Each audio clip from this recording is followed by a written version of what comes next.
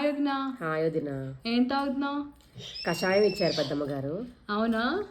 దేనికి దగ్గు అది ఉందా? చాలా దగ్గు ఉంది, అస్సలు తగ్గట్లేదు. అవునా? పెద్దమ్మ గారు కషాయం. కషాయంలో ఏం వేశారు?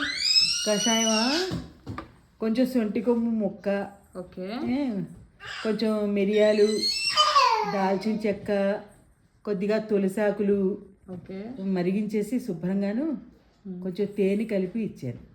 అవునా? సిప్ చేయి. చాలు, తగ్గిపోతుంది. అంత చాలా బాగుంటుంది. వేడివేడిగా తాగితే ఘాటుగా ఉంది.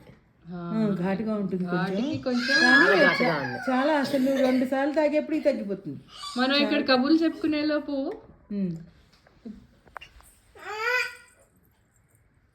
ఈ పిల్ల చూడండి.